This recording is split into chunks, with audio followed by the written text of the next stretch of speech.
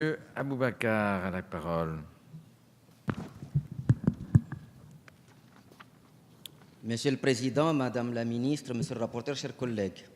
Ma collègue Paola Zanetti a dit notre sentiment général au groupe SRC sur cette mission Outre-mer et je n'y reviendrai pas. Elle se concentre, comme c'est le cas depuis 3 ans maintenant, sur l'emploi et les conditions de vie dans les Outre-mer. Mais pour que l'activité économique dans ces territoires tire le plus profit de ces mesures, faut-il que la paix sociale soit au rendez-vous et que les forces vives se concentrent à les mettre en œuvre. Ce n'est pas le cas à Mayotte, qui connaît ces derniers mois de nombreux conflits sociaux et qui a connu encore aujourd'hui une mobilisation générale autour de la mise en œuvre de la départementalisation. 2000 personnes dans la rue à Mamoudzou aujourd'hui.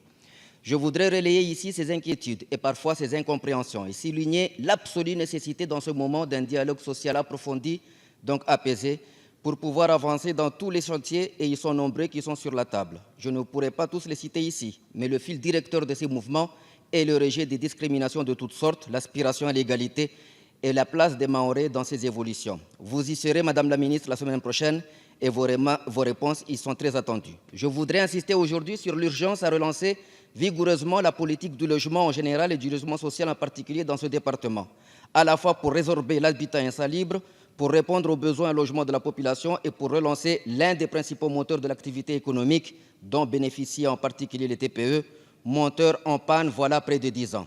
Dans le prolongement du plan logement outre-mer, pouvez-vous m'indiquer, Madame la Ministre, où en est-on de l'ensemble des outils permettant de relancer l'activité dans le secteur du logement à Mayotte?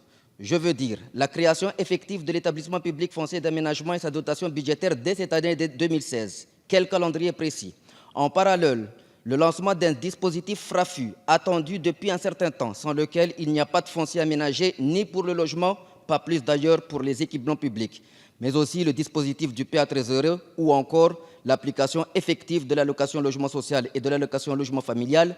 Leur paramétrage est-il achevé conformément à la réalité locale? C'est par la mobilisation de tous ces outils et de tous les acteurs que nous parviendrons à relancer ce secteur important pour ce département. Madame la Ministre, je vous remercie. Madame la ministre, vous avez la parole.